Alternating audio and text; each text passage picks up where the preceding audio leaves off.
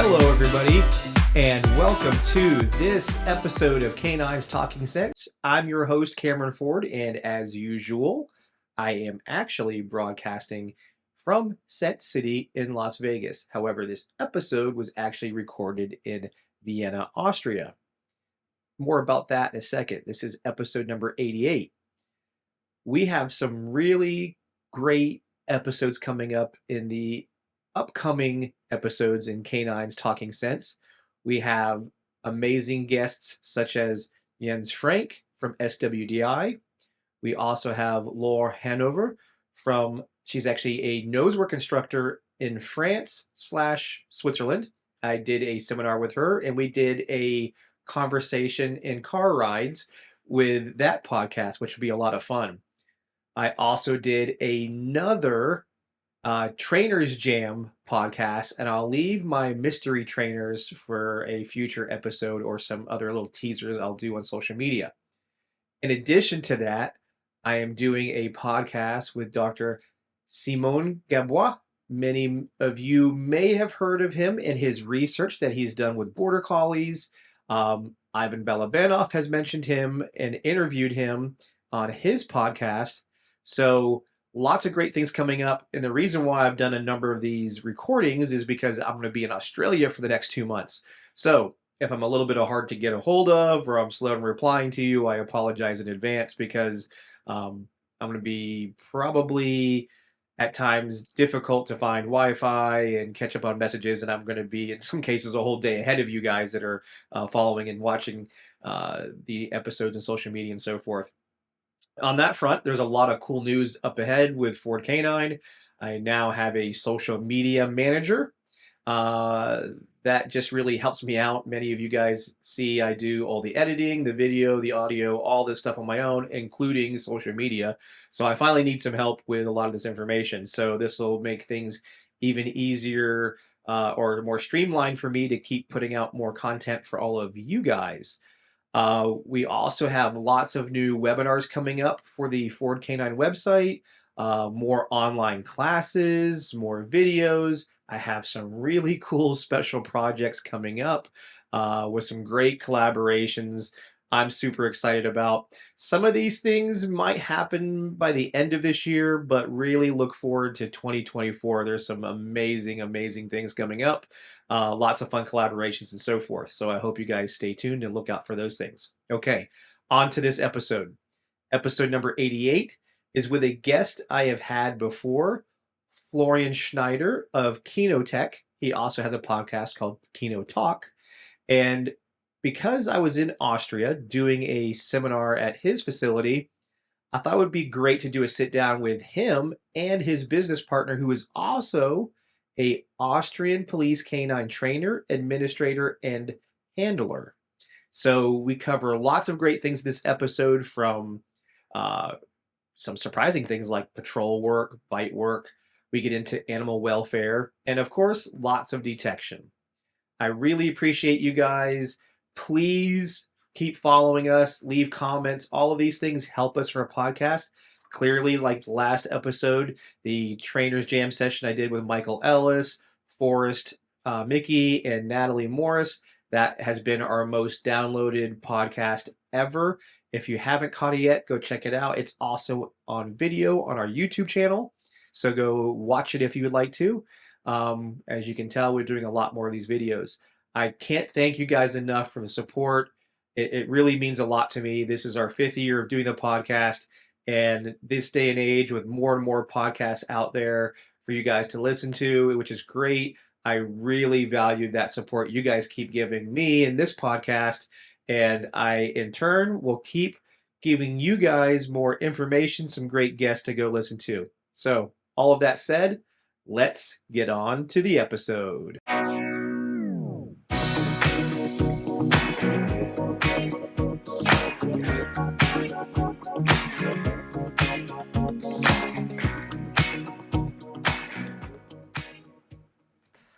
Hello, everybody, and welcome to this episode of K9s Talking Sense from Austria.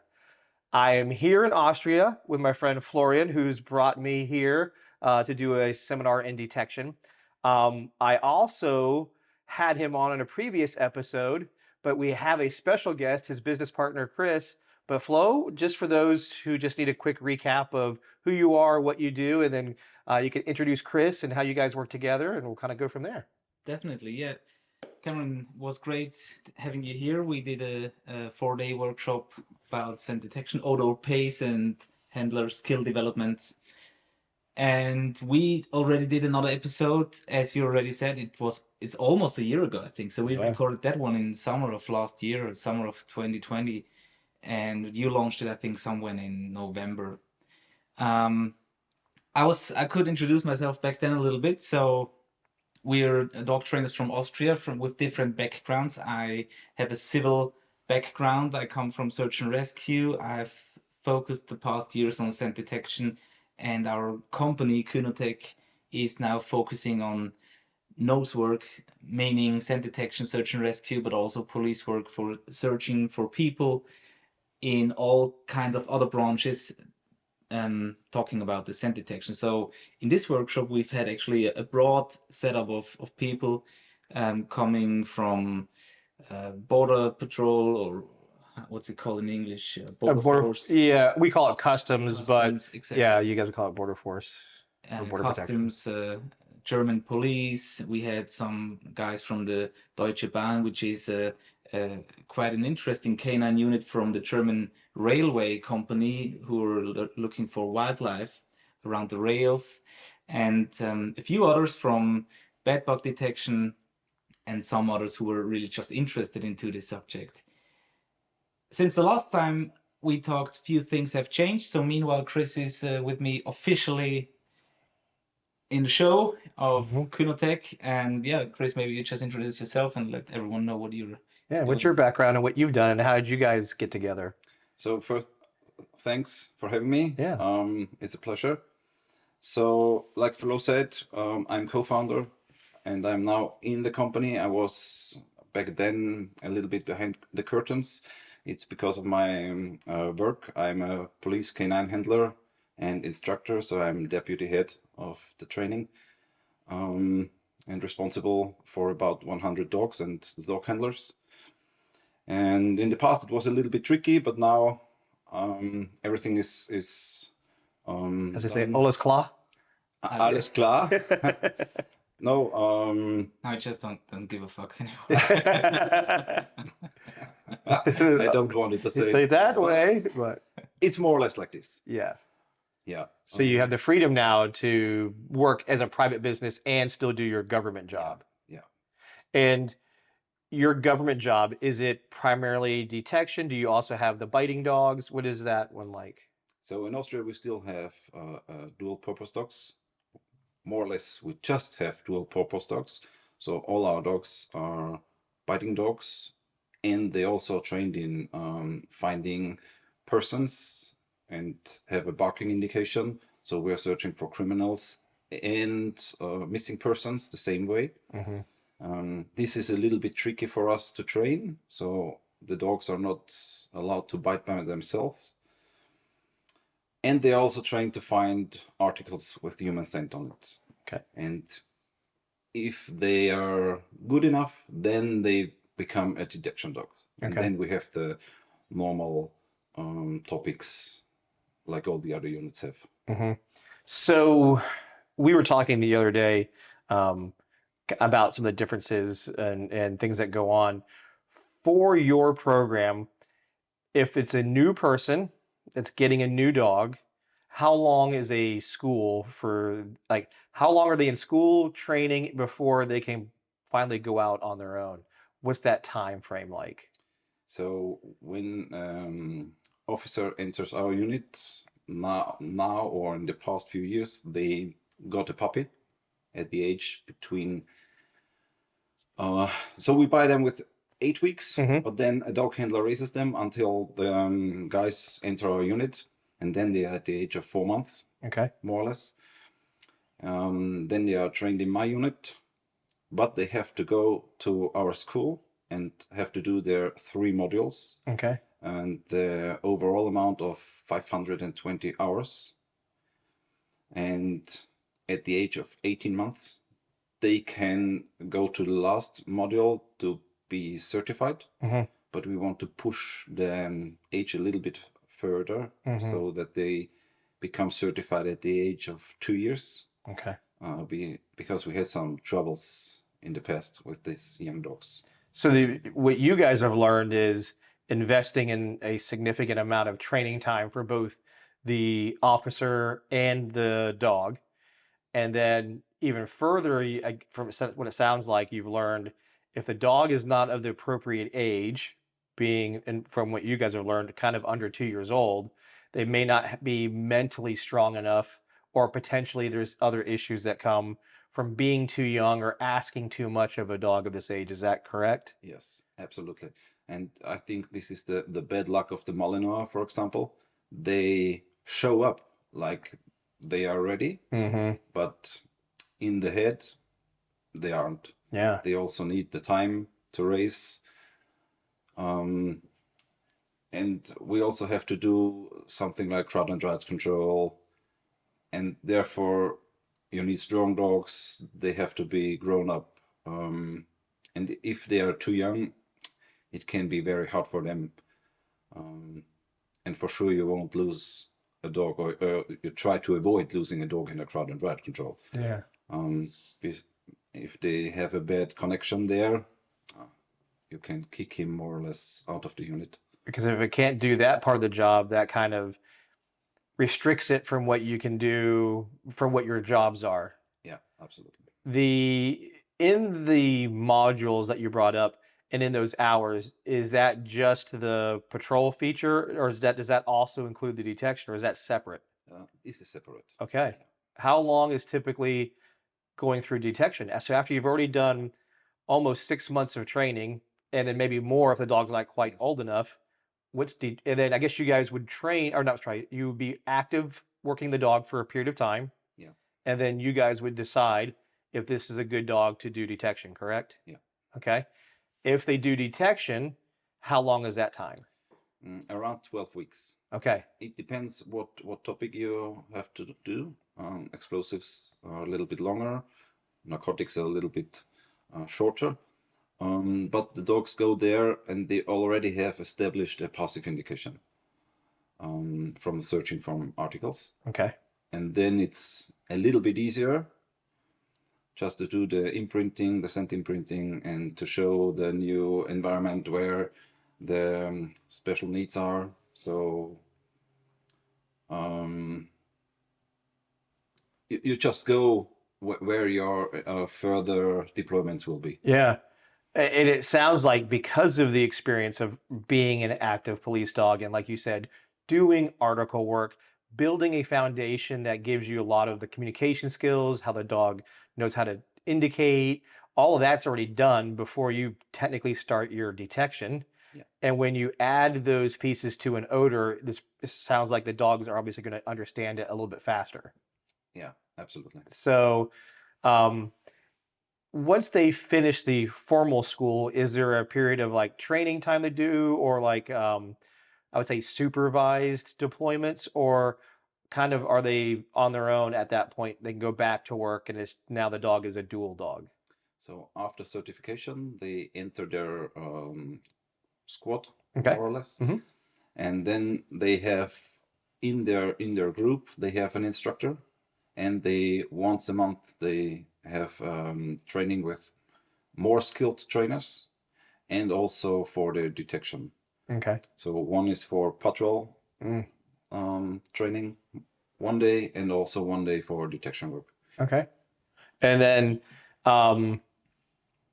in that type of work, what are you looking for in a handler? You know, we have a lot of things we look for in dogs. What are things that you guys have learned or found important to have a successful canine handler? This is a tricky topic. I think the most important thing is the cognitive competence. Okay. To suck up in a very short time all the knowledge you need to have to be not just a dog handler, but to be a dog trainer. So this is the goal, what I'm searching for, to not train dog handlers. I want to train dog trainers. Mm-hmm. And this is the tricky part, because they are just police officers Yeah. and have to become a dog trainer, because they need to have the possibilities and the knowledge how to solve small problems by themselves, Mm-hmm. and that they don't have to come to the instructors every single day. Yeah. And that's, you know, I always share on this podcast or other videos I've done, the culture in Europe. You guys have, the dogs are a part of a lot of the lives of a normal person. There's many different dog clubs that exist. I would say the average person coming in that seeks to become a dog handler has a decent level of what I would say basic knowledge of dogs, because of how the world is over here and how important the dogs already are, and the different abilities that exist to do these things. Um, to become a trainer, though, how long is a person considered "quote unquote" a handler before they're allowed to look at the opportunity to become a trainer? At least there are no rules. Mm-hmm. As soon as you've finished the first examination with your dog, you can apply to become a trainer, Mm-hmm. and then you have to run through the trainer courses, and then you're there. How long are or describe a little bit about the trainer's courses? What requires for that? It's more or less, so you need more or less 2 years, because you have to go with a young dog team from the very beginning to the end, and you also have to do some testings. Mm-hmm. So there's tested your knowledge, your abilities for decoying, and so stuff. Yeah. So, do you guys have a separate classification for a helper decoy? Is there a qualification for this, or is just everybody who's in the unit plays a role of this at some point? Yeah. Okay. It's more like this. We also had an interesting conversation. You know, I know this podcast has always been geared towards detection, but we were talking about how, like in California, and there's another state, I think it's New Mexico, they're looking at taking away biting dogs. And you said this is something that's probably going to happen in Europe, or at least in Austria, maybe even other countries. Um, Tell us a little bit about what's changed and why is that being looked at. Why would they get rid of biting dogs? What is the mindset here that says, well, we wouldn't want this type of dog anymore? So the biggest problem, if it isn't a problem, is that laws are changing. So animal welfare becomes more and more interesting topic for the society. And nowadays, it's not that easy like it was to just hit the dog in the public. Mm-hmm. And Not like that's what it's about. yeah. Is it coming from a place of culture has changed? Do they look at using dogs to bite people as it's too violent or it's too extreme? Or is it something? So the first thing on this in the United States, the argument that was brought forward by the politicians was it was a race-based type of deployment, like uh, unproportionally black or brown individuals are being bitten more. Turns out when the companies that do all the record keeping were able to show that does not match what they're saying. That actually there's more Caucasians, whites being bitten. It wasn't a race thing per se. But then they also looked at the mindset of the canine handlers, and the canine handlers, in various reasons or explanations by the politicians, have a mindset to want to bite somebody to prove that the dog was good or prove that the handler was good. What is it like for you guys, or what do you see? Is there something that you see, Florian, and for you, Chris?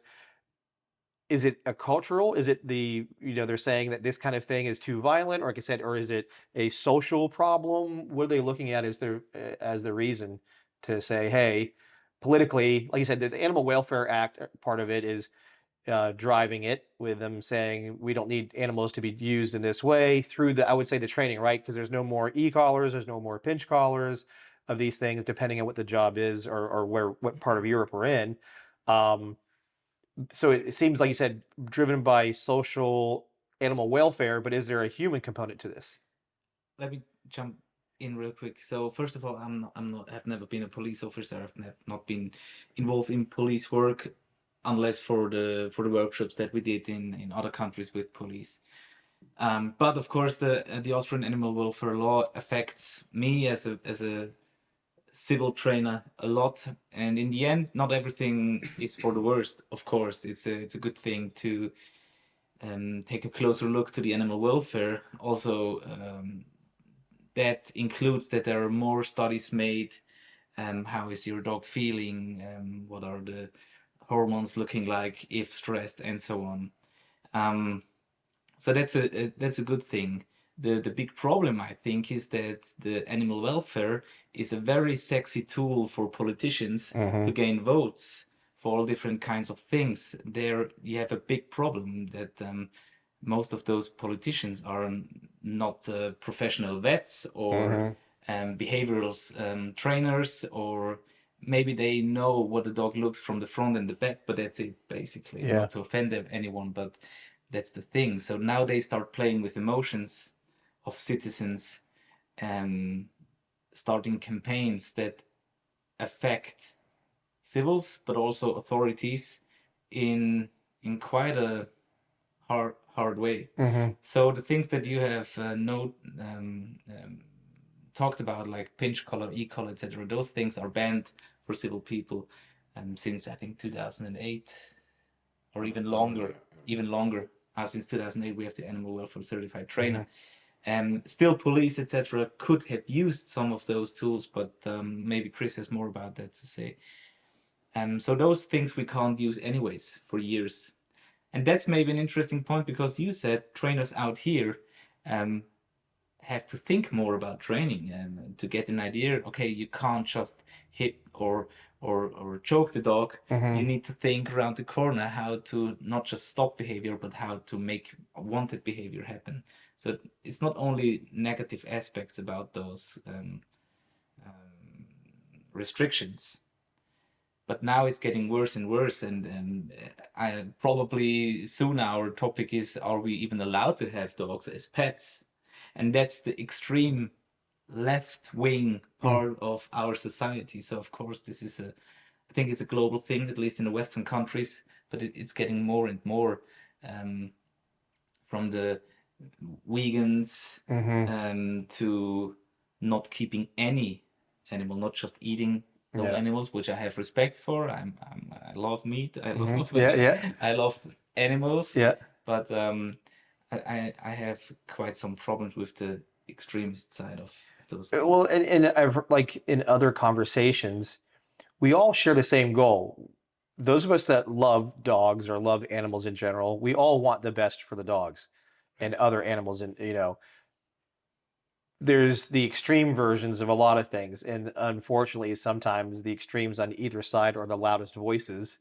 And those of us of the majority that are kind of in the middle, we just don't speak up enough. And then all of a sudden, like you said, laws are enacted, things are done, and then everybody suffers. And there's certain things that when it comes to animals, dogs specifically have been selectively bred by humans for certain things. So if we were not allowed to have the dogs even as pets, this is beyond extreme, because this isn't even in the good welfare of the dogs. One of the important things that truly needs to happen is investing in the training time. That's what I would view as probably our biggest issue in the United States when it comes to the law enforcement working dog programs, is the handlers have no problem. They would be happy to train longer or have more time for their school.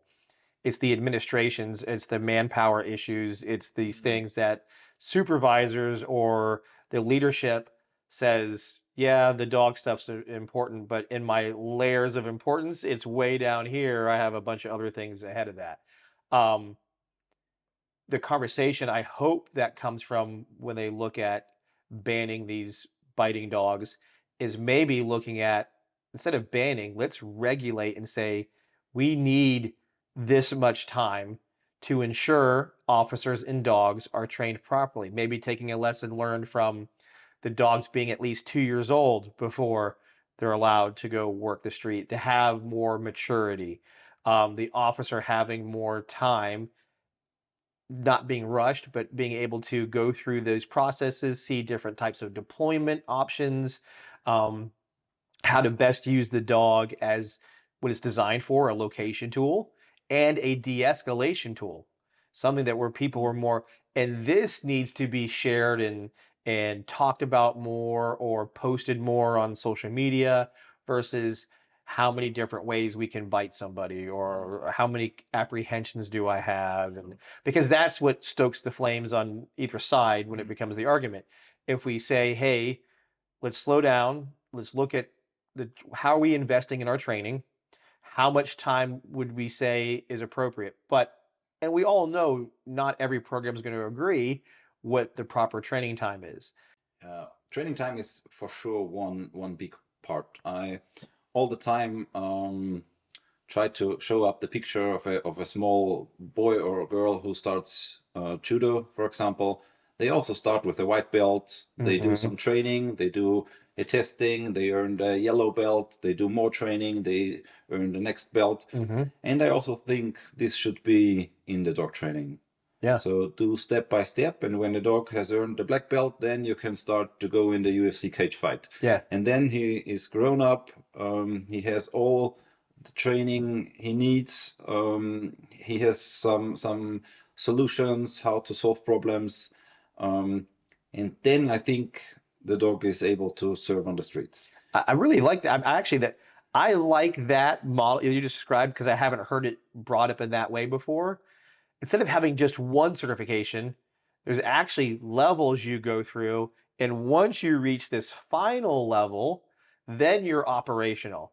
But you have to accomplish, right now, it's just kind of all lumped into one. Of course, we say, oh, are they good in obedience? Are they good in bite? But it doesn't get tested until the very end. Yeah. Instead of having these little progress things that you have to test for, get this, okay, do this. I think that's a fantastic idea. And for sure, there can be a huge test at the end, but it should be more for real life scenarios than just doing some, let's say, like IPO testing with a sleeve and walk healing 50 meters up, turn around, turn. Always the same pattern. Yeah. I don't know the certification in the US, but more or less in all the countries in Europe I know, they are very sport related. Correct. Same with ours. And you don't need that. Yeah. Maybe we can discuss if a young dog shall show up healing some distance, but as soon as he done, check mark, next. Yeah. Our goal is to have dogs for the streets.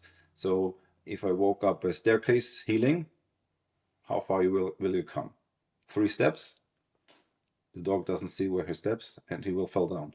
So you have to train 4 or 5 different transportations with healing, looking up like IGP, maybe in a hand target, walking on the left side, walking on the right side, walking in between the legs, behind, weapons out, weapons not. Yeah, yep. Right. These are the things you need on the street, and not healing on the perfect field, perfect green. Yes. Yeah. I could not agree more. And it brings me now to detection. Detection has had what I would call a very basic type of evaluation, at least what we do in the States. And I'll give you guys kind of what we do, and you can tell me how much it matches what you do. In most programs in the United States, detection is looked at and they find, they'll say, we have 5 cars over here. In the 5 cars, there's going to be 3 fines. So it's just 5 cars. It means only 2 cars have nothing. It's exterior only, which for our laws is enough. Then the other part of the test would be 5 rooms. And there might be 3 to 2 fines, depends on the certification programs. Maybe some will have an additional, let's say, packages or suitcases or something like this. But at that point, that's it. You're going to have 3 areas maximum. You're going to have, the answer. You know how many hides are in each area. You do this. Like in real life. Yeah, not in real life, exactly. So, so the way I usually share it is, it's like an odor recognition test. It's just put up with cars and rooms, and that's all it is. There's no distracting odors out, and I won't say not all programs, don't have distractors out, but a vast majority of these national programs do not require that there be placed distracting or proofing items or so forth. It's just, can the dog find the odor? Can the handler read it? What is your guys like in comparison to that? Do you have like a basic level odor recognition and then you go to operational review, or is it all kind of in one like that? Well, we developed something for Kynotec for our dog handlers, Mhm. which meanwhile we were even asked to test other Teams. other teams from outside. So let me just give you an overview of what we thought about. We have 3 different stages. We have an SET, which is like the what's that word in English?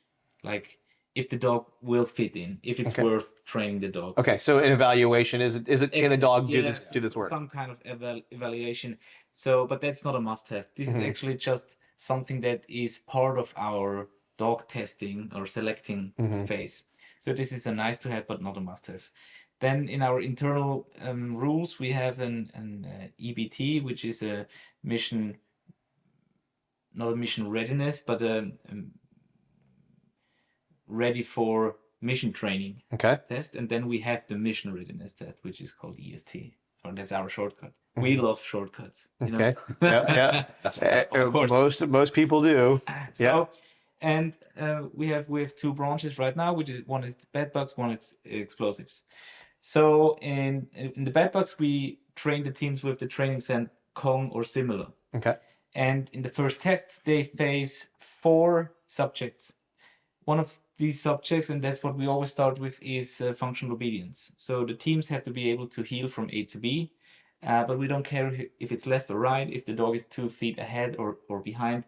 It should look good. It should be in an orderly manner, and that the handler can transport the dog from A to B. There they have there's the possibility of having different obstacles like a stairway or going through doors, and the dog should just stay in position. Then there is also a short waiting exercise where the dog handler will be out of sight for like 20 seconds. But these are things that we always have in training, right? Getting the dog from the car, go to the training area, maybe other dogs around, as we had at the workshop, even kids, and the dogs should just not be out of order. So that's the obedience part. Then in the preparedness test, we start with a lineup. We have 3 rounds. Yeah. 3 rounds, and there is a lineup with 9 boxes. There are from 0 to 2 possible finds in each. So 0 exists as a possibility. Yes. Yeah. And Okay. this is a single blind. So if the dog handler has an indication, he just says indication. He can do that before or after he recalled the dog, because there is no rewards allowed in our test. The box will be put away, and then he can start again or just continue the search from where he already found it. Can they, if they're using a condition reinforcer or marker, are they allowed to give that? So if the dog indicates, if it would say was yes or free, they could say this. Sure, they can, but there's no primary reinforcer. Yeah, you're not going to use a toy or food. Yeah. But they could at least do that if they wanted to. That doesn't interfere with the It certification. makes no sense because You can't they back it don't up. know if it's a false alert or if they are right. Right. And also in this lineup, we have different kinds of distractor scents. So we have a dog handler scent, like a key or coin or fire, lighter. Then we have the scent objects from the classifiers. And then we have hard or difficult distractor scents like food, cheese, or also other cut dog toys. Okay. So this is basically it. The next search subject is either or. So we will like throw a coin if it's a room search or a car search. So the teams have to prepare for all, but they don't know until the test which one it is. Which one it is. Okay. Right? And also there, in both cases, we have 0 to 2 fines. The special thing about this is that either room or vehicle is actually interior and outerior, is that it's a double blind. So we have a helper who will follow the team doing a video call, and the classifiers are sitting in a different room. So we just need the second person filming it so that we are sure that dog handler is not searching himself. Right? Okay, so they're not going hands-on looking for themselves exactly. after maybe their dog indicated they want to confirm, so they look themselves. And we want to not have the clever hunts. Yes. So we start the video call, then we say, okay, move, and then we mute ourselves so that we're not like, what a dickhead. Exactly, yeah. And so this is a proper double blind. Also, we have defined things like the dog handler is not allowed to search or open cupboards, etc. So it's really just about the dog's nose. And there are possible distractors like neutral objects. So these are, we said we have already quite difficult distractors in the lineup. So we have not reward, neither targets and associated distractors there. So it's just like it's not a proofing item, it's a true distracting item. Yes, so if there was a candle here, I just put it there. So it switched places and somehow we changed the scent picture in the room. So this is it. Also for the car and the room, the scent must be there for minimum 2 or 1 hours. Okay. I don't have it in mind. Yeah, that's actually a good point. Just to quickly add to that was the research that Dr. Hall had done about when we put something into a space, an odor, the typical waiting time was 30 minutes. And he was showing how most odors at 30 minutes, they've peaked before that and they're dropping down. And it's almost like equilibrium almost. So when you first put it out, it's really reactive to wherever space you have because it doesn't belong there. And then just before, right around 30 minutes, so this isn't every chemical, was quite a few, it dropped going down kind of low before it kind of came back up closer to an hour later, becoming stronger again. Because it's almost like altitude in a sense, like your body has to adjust. So at first it's like strong to you, but then you're there for a while, you're like, oh, okay, I feel better. This is probably a crappy analogy, but in a way, it's just, when you introduce something new, it's reactive. It takes some time to kind of settle and then starts permeating from there. So that's actually a good point because the rules we used to always go by was 30 minutes. Now, the first dog may have the short end of the stick on this because the dog that's number 5 may run at an hour and 25 minutes later.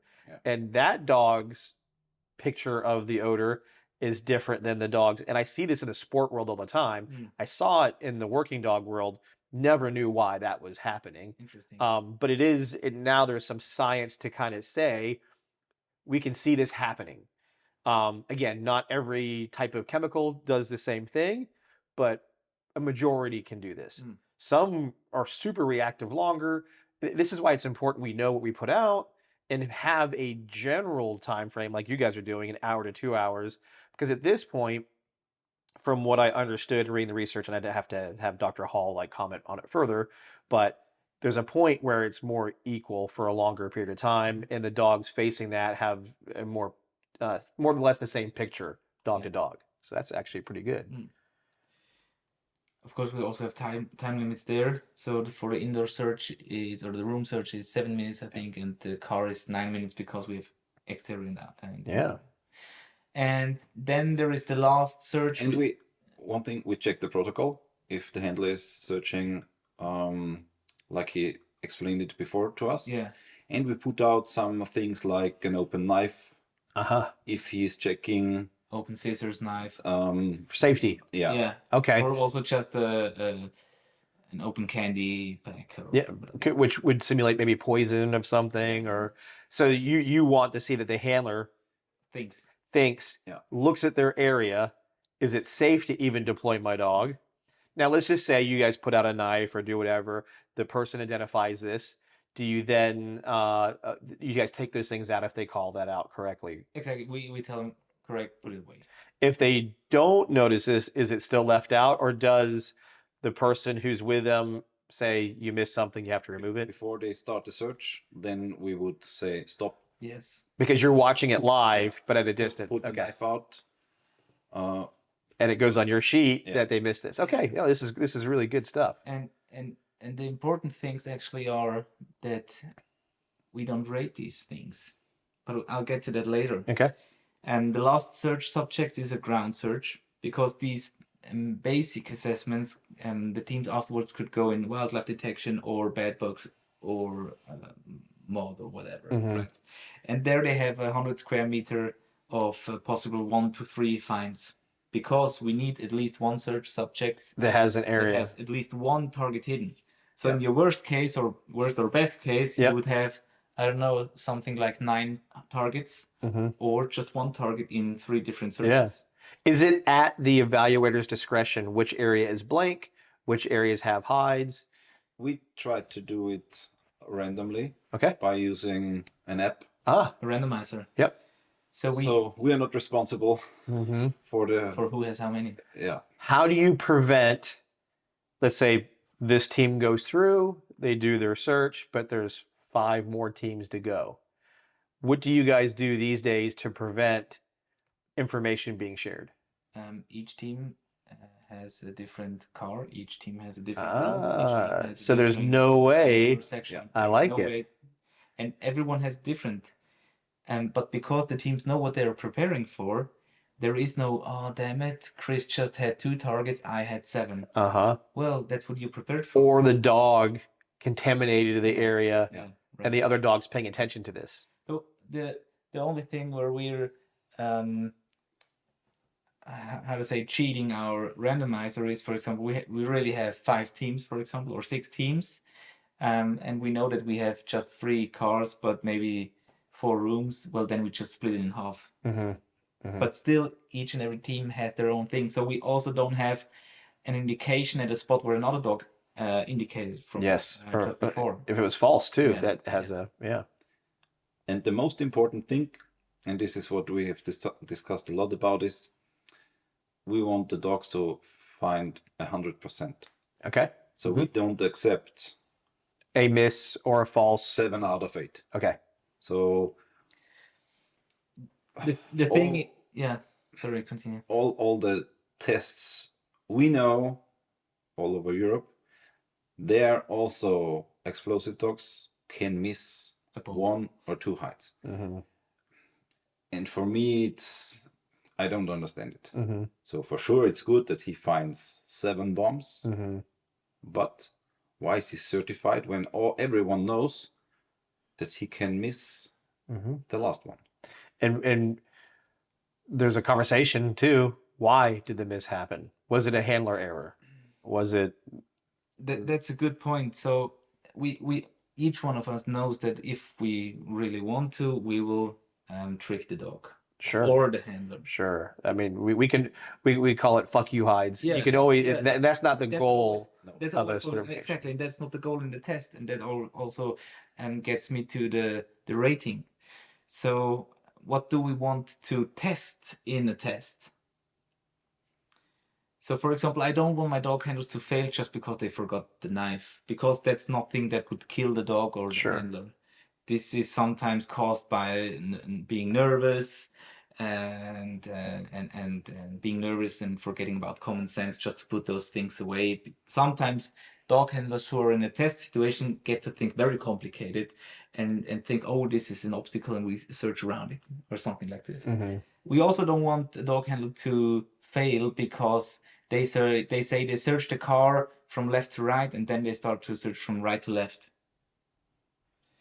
What we rate is the team able to find all hidden targets in the given time and have no wrong indications, no false positives. And if the team looks like shit doing it, if they don't follow their protocol, but they still got 100% finds and 0% fails, why wouldn't they succeed in the test? What we also wanted to do is that the dogs are able to show these tasks not being rewarded every time. So very good point. There are no rewards in our test. the dog handlers can, before they start the search, they can do a game. I don't even care if they throw out a piece of target sand and let the dog indicate it. Mm-hmm. But as soon as they say, well, now we're ready, now search, time is running. And for this time, there's no rewards, no primary reinforcers. Let's be specific. And we want our dog handlers to search at least one time, like in a deployment, meaning no one is around who could know if, where, or how many targets are hidden. So we have 2 single blinds and we have minimum 1 double blind. And we think that's a good thing. We define, for example, that the targets that are hidden are not allowed to be visible for the dog handler, but they can be from 0 to 10 centimeters deep. Okay. So we look out for hidings that are possible to find if you cover the area. It's not about to trick the dog handler. And also what we've already had is if we have false positives, that we would get a fully trained dog to check. Yeah. Is this reasonable? Yes and no. Or for example, if the target is hidden left beside the oven on the ground and the dog is indicating on the top right of the oven, well, what else should it be? Yeah. Right? So it doesn't have to be on point. Yeah, it doesn't have to be exactly right there because Exactly. it's we call it reasonable. Is it reasonable that you would find it on this? And there's a couple of really good things that I definitely want to bring up. So first is, like you said, we're not rewarding on the search and the certification because they may be wrong. And I have had many discussions and debates on if you've trained properly, you should have the option to reward if you want to. Now, this is just deployments and things like that, not a certification. I like the idea, and the reason why I like the idea when you guys explain it, it goes back to your training. Your training has already built this in. Many times in most detection dog programs I've watched and been a part of myself, traveled and seen, they're not building that in training. So what usually happens is training is a reward every time, and then reality, they don't reward for the exact things that you mentioned, and then it becomes very clear to the dog, in this condition, it sucks, in this condition, it's great. You guys have done a great job of building those conditions into your training. Therefore, when it happens on a certification or happens on a real deployment, it's no different to the dog. This is a common thing that happens. Sometimes they're going to indicate, you're going to call your dog back to you. You're going to put the dog into position, maybe like you said, between your legs or to your side or whatever. And then in some cases, if it was real world, you'd start your search or do whatever. Right. In certification, you just call the hide and then you'd move on to your next area. Again, because you build that in your training, and I've seen it now myself quite a bit, it's awesome. The other part that you do that really makes this work is you guys will randomly reward the dog while it's searching for searching. The dog's searching, you'll call the dog to you, give the dog a toy, let him get something for searching, especially if the search is going, let's say, 3 to 5 minutes or so, and they haven't found anything yet. You guys in training will just bring the dog to you, play, give the dog something, and then back to work again. That concept for most American detection dog training and trainers could break the brain a little bit, because they would look at it and say, why would I reward my dog for anything other than finding odor? If I do this, if I give my dog a reward just for searching, it would deplete my search. My dog would just play around, let's say, pretending like it's searching, even though it's not necessarily the case, and then just look to me for a reward because it expects the reward. To me, that's just bad training then. You're not communicating properly if this is happening. And some of this might be frequency, like with the other trainer that you work with, the guy with the beard. I forget his name. What's his name again? Andy. And we had a conversation with him about his dog. Maybe the frequency was too high, but not doing it is way worse, because like he brought up, not rewarding at all for searching was also causing a problem, and then also the indication would have fading effects. So everything has to be dog dependent. We all understand that, but I love the concept of being willing to reward my dog for a search at whatever point I think it's necessary. If I see the dog maybe coming down a little bit, let's stop for a second, let's play, let's do something, this is rewarding. Okay, let's have fun again. It reinvigorates many dogs, especially if they're selected properly. They want to keep doing the game because they know they might find something. And if you do have a 0, you still have accomplished the same game of the conversation of, do I reward a blank or not? Well, you guys have already built that in because you're rewarding for searching at various times. And what we saw when we started to reward the search, the dogs were more relaxed in the search. Yes. They they weren't as frantic because they had to find something without getting reward, right? They were more calm because they understood, okay, I don't have to find something. I have another opportunity for being rewarded. And there we saw a huge advantage and a change in the dog's mindset. And the dog started really good work. How do you answer the question for those that would say, I would never do that because now my dog might solicit me for a toy because all it did was search for 15 seconds? I know how I would answer that. I'm just curious to see how you guys would answer that question.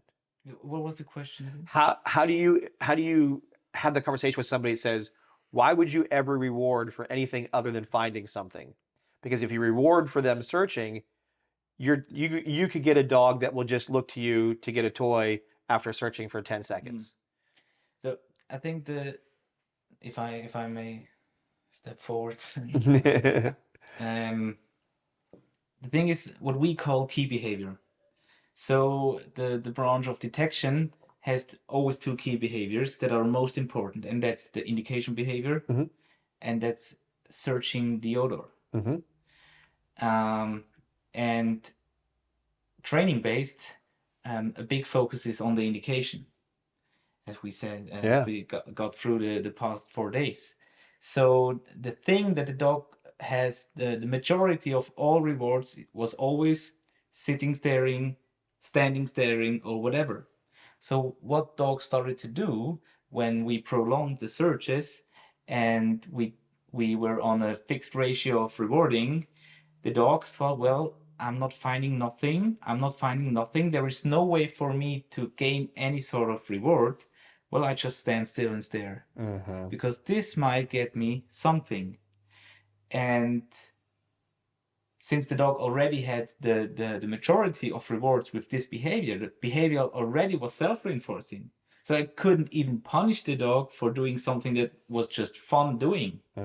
That's why we started to reward also the key behavior of searching. And we have to understand that both behaviors are cued in a different way. The handler only cues the dog to search. The environment cues the dog to indicate.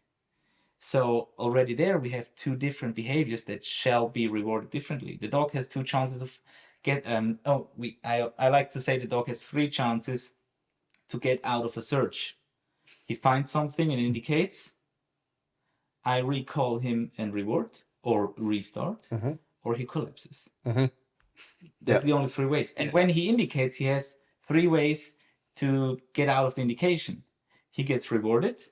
I recall him and restart or quit because we found what we got, or he collapses. There shouldn't be any other chances for the dog to get out of there. And we can only make this happen if we give the dog the opportunity of being rewarded by something else as well. I wanted to say, what you guys... No dog was harmed. What you guys have been able to do is highlight the main reason why many of us in the United States deal with what we'll call false alerts. That's the lingo that we use most often. And that's the dog giving you, like you said, an indication when there's no target odor there. There's many people that use but just for the sake of the podcast and for people watching, a false alert, the way we're describing it right now, just means the dog has indicated or given indication behavior and there's no odor there. And the reason you gave why this happens is one of the most common reasons why. Yeah. I So, like what you said. It's the indication behavior. It's indication-like behavior. correct. So the dog is not indicating. He No. shows behavior that led him to Reward in the past. in the past. And that, stop me if I talk too much. That leads me to another thing that targets the variable reinforcement schedule. Also in our test, the dog is still somehow rewarded when I recall him. Mm-hmm. We just forbid you to offer a primary reinforcer. So the way we train, come here or search, is always a sort of a reward, because it lets the dog do something that he likes and that he knows and he has a clue of. Thank you. So they are rewarded permanently. As soon as I get the dog from the car, it's pre-mech. Yes. Because they are allowed to do one thing after the other that they know and they like, and they know it could lead to a reward, and that's the casino. Yes. The gambler mindset, Exactly. as we say. Exactly, the gambler mindset. So we want to have players. This is one of the most important conversations detection community needs to have, which is exactly what you're bringing up, and I've tried sharing in various ways, sometimes poorly, sometimes I'm better at it, but we have to, like you said, there's only so many solutions to get out of the search or to get out of the alert. I love the one thing I haven't done that I really like that you guys do is, like you said, the dog finds odor, it's sitting there, it's waiting for you either to maybe come up, maybe the reward to be delivered there, maybe to be marked and come back to you, or maybe to be recalled back to you to position to either restart again or get reward. But having those options, now we're at 3 possibilities in a sense, like you were saying. The dog is more likely to hold a behavior because there's not a predictable, a constant predictable that creates the anticipation behaviors that start breaking down over time. Because if I'm predictable, the dog will anticipate, especially if the motivation is high, then it starts breaking down the behavior, because if it knows I'm always going to walk behind it to reward, or I'm always going to walk up to reward, or I'm always going to mark and reward, these behaviors will start breaking down because it's predictable now. And if it's highly motivating, so then, like you said, now let's add, if there's no odor in this space and the only way to get rewarded is to do the trained final response, whatever it is for the dog, well, how do I get out of here? There's no odor here. They're not leaving. I'm not going anywhere. Well, this thing is the stinkiest thing in the room, so I'm going to pay attention to this.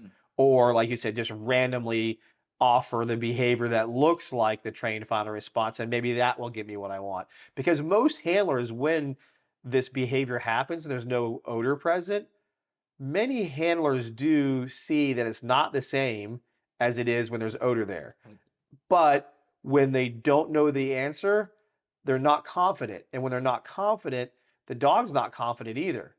And back to the points you guys made, there's been errors in rewarding, which then makes them now nervous on operational deployments because I've been wrong in training enough times. I could be wrong here. So it's better off just not even rewarding on real searches because I don't know the answer. So it's this perpetual cycle that's been created on our own versus looking at detection, breaking it down into a couple different pieces. I can reward for searching. I can reward for being at odor. And then when I'm at odor doing my train final response, I have options. I may come up, I may release you, I may call you back to me, like you said. And by having these few different options, the dog now loses some of this predictability, and then the anticipation related to that one thing that was predictable. Now I can strengthen the behavior and stay at odor because I don't know for sure which one's going to happen, but I do know something is going to happen. Exactly. Sooner or later. Yeah. Not knowing when. So we think also this reward of the search behavior can help a lot when you get real false alerts on in the very beginning of distractor sense, because we have with our approach. And also what we like to say is that this is how we work here and now. So we have worked differently, and hopefully we will evolve and work differently in the future. But right now this works quite well for us. But for example, if a dog indicates on something that he shouldn't, and we sit it out, and they start searching again and again, investigate what they have just indicated to, and then move on. I want to reward this decision, for example, okay, they even get more intense at something that they shouldn't pay that much attention to. Move on. That's it. Yep. Right. So that's a handy tool. It works great for doing things like height and depth. When we want persistence to odor, we can mark and reward efforts. Yes. And it becomes clear or clearer versus holding off and doing nothing until it does a perfect final response. And if they're not super confident working that odor yet because of its condition, height, depth, or maybe a mixture of something there, we need to, in the beginning stages, show that effort can also get you something. So try to communicate to me if you smell this, communicate to me, or if it's difficult, do your best to communicate. And then in these certain stages of training, we're rewarding these efforts because then they become more pronounced later on in training. There was another interesting piece from the seminar that we got to talk about, which is that habitual learning context and dogs who had done a lot of the same thing or had a strong history of searching some type of thing, that prevented it from being actually flexible when there was one variation that was brought into the equation. The one specifically the seminars, like today what we did was having the typical wall setup, and all I did was put odor off to the side just slightly, a little bit, but the dogs had been so focused at searching this thing, just breaking off what was it wasn't even a half of a meter. I think it was less than that. Yeah. It was hard for the dog to, it got so focused I had to search here, even though odor was over here. A couple dogs did. A couple dogs broke off and worked it out and got there. But what we got to see was us as humans, we get so fixated on a way of doing or focusing heavily on searching or focusing heavily on an indication or whatever it is, that we habituate something so strong that when there's a variation or something can't happen that way, that strength in the behavior actually inhibits flexibility to try something. Do you want to talk about a little bit about that at all, or? We had the scenario that at the lockers backside, Yeah. facing the hall, we also have this stand, The pole? the pole, and we had the target sent in little aluminum Yeah, little small tins. pins, Okay. Yep. and with magnet. So I can put multiple magnets on this wall. All on the wall had nothing, but on the little pole that was about a foot away, for us, had the odor in it. So when the dogs kept focusing on the wall and had a hard time just breaking away this way to say odor was here. Yeah. It wasn't that odor was a problem, but they were so fixated because of the history of always searching something in front of me like a wall that they couldn't break off to the side and say it's over here. So I wasn't there. Yeah. I just think it also can be that the dog is very influenced by the handler, how the handler behaves in the back. So if the dog is all the time finding in front of the handler, Of course. facing this specific wall, and the dog never ever will have the possibility to find on my backside or Yes. on my left or right. Yep. I think in this context, the dogs will start to ignore all the other parts. Correct. That's the habitual part. It's always in front of me. And in one part, for sure, we reinforce it because we want the dog in front of us. We want to be in his back. We want to see where the dog is searching. But for sure, I absolutely agree. From time to time, it makes sense to put odor completely out of the context and try to see if the dog will be willing to be flexible to try something and follow the scent to the target. You bring up an exercise that I do a lot, and I got it initially from cognition. And it was the same thing. It was about because we're creatures of habit. We do things the same way, and the dogs read our body language extensively.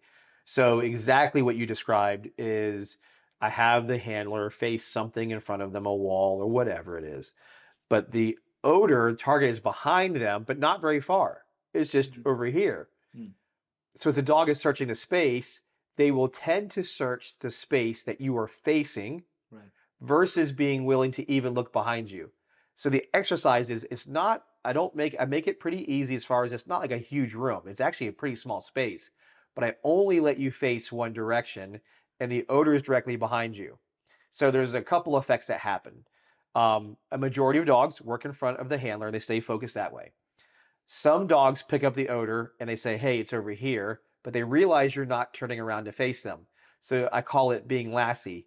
The dogs will come over to the handler like, hey, it's over here. And they run back to the hide. Yeah. They still don't do anything. They come back, hey, it's over here. Mm. And they try their best to tell you.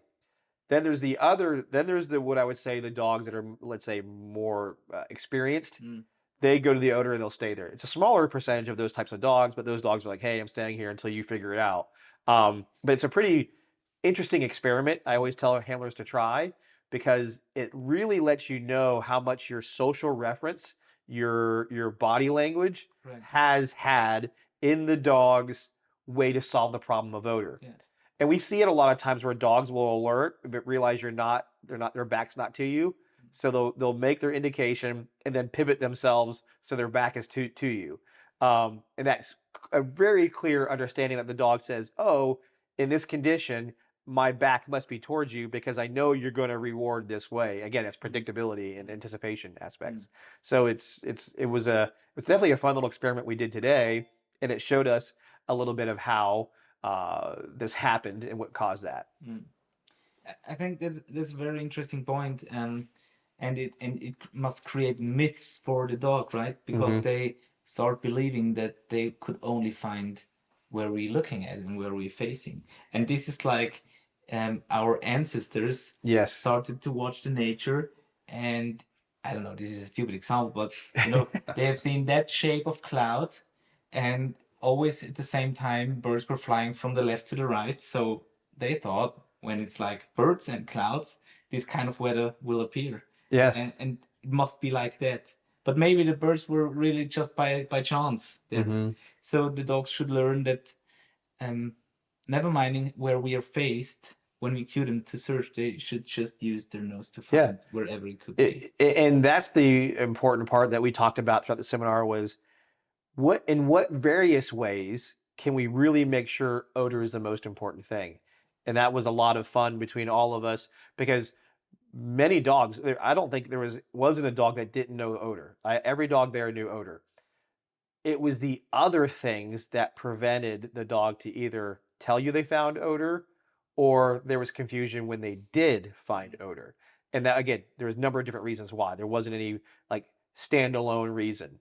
Sometimes it was handlers. Sometimes it was being not or too much direction. Some handlers being too involved. Some handlers not being involved enough. It varied. But what we got to have a good conversation on was we focused heavily, like you said, there was so much focus in many trainings towards odor. I'm sorry, towards searching and towards indication. But odor had fallen down that chain a little bit too far. And we had a good conversation about how, depending on the dogs, do we raise the level of odor to be really important, searching really important, and then indication important. Because the second two, searching and indication, can't happen without odor being there. So just tweaking little things that we could do to make odor really important helps those other things that we spent a lot of time on. And that habitual learning that we had created sometimes overrode the importance of odor. And it's good to have these fun conversations where we can say, how can we look at this team or how can we look at this dog and make sure we push odor back higher in its importance scale? Yeah. So it was a lot of fun. And I really appreciate you having me out here and doing this. And I know we could talk for hours more on all these different topics. And I think this is a good point for a lot of people to kind of take in what we've been sharing and maybe ask questions to themselves. maybe ask questions to us at some point. Again, how do people find you? How do people, yeah, I know you're on social media. I know you have, pretty sure you have your website, and you have a podcast as well, which this will be also on. How do they find you? People find us on our website, as you said. It's really hard. It's really hard for me to spell. Kynotec? Yeah, Kynotec.at. Okay. For Austria, AT, right? Yeah, Yep. yeah, right. But you find us on Facebook, on Instagram, meanwhile even on LinkedIn, and at least me on Twitter. Oh, you're a Twitter guy now. No. Oh, you He was forced to. yes. Forced to by a U.S. citizen. I was forced to join Twitter for a live broadcast and join in real quick. Elon thanks you. Yeah, no, it was fun. But there you find us. So the website, Facebook, yeah, Instagram, etc. And of course we have our private profiles. Yep. But those are not that interesting. You can get in touch with us through those channels. And we're very happy if you also listen to our show. Our interview with Cameron was one of the first ones we ever did. So our show is quite young. We have it since last summer. And it's called Kuno Talk by Kynotec. You also find that on almost every common podcast app. I recommend. Look, you've done a lot of great interviews, and you're one of the few people that have delved deeper into pulling out sometimes emotions out of people that would shock somebody. Yeah, they would be surprised, like, wow, that person's really connected or has feelings that you wouldn't expect. So I don't want to spoil it because I want people to listen to the episodes because there's some good stuff. I joke around. I said you're like Oprah, you know, the Austrian Oprah. Yeah. No, we had some really nice and very deep conversations, as you said, interviewing some of our guests and people who we look up to and people who we're interested in, people who we knew, people who we don't know that well and who we got to know. So I thought that's really interesting to have a look at the person themselves. And now also we dive into several topics as we had with Jens, what kind of training aids he uses, but for training the search, like scent wheels or lineups or search boards or brick walls, etc. So this is also our latest episode. It's a great thing to talk about all the pros and cons to the different. So that camera went out, then this one went out. No, this one's not out. Okay. This one's out. Okay. Well, like this camera will destroy itself in 5 seconds. I wonder what made it stop earlier. Okay. So anyway, I think that was a great episode that you had with Jens. And I look forward to having you guys come to the United States, doing some seminars with myself over at the Michael Ellis School. And I hope I get to come back to Austria at some point. So I know we've already been planning some ideas for that. With some cognition and some other stuff. Yes, stay tuned. Yes, we will be. Cameron will return to Austria. And then also plan some time for just relaxing in the wine hills of beautiful Austria. Yes, it is absolutely. Getting wasted. Yes, it's very beautiful here, that is for sure. And having a lot of fun is an extra bonus too. Well, I thank you guys again. Thank both of you for coming on the podcast. And as I always say on K9s Talking Sense, thank you for tuning in, and it's okay to be nosy.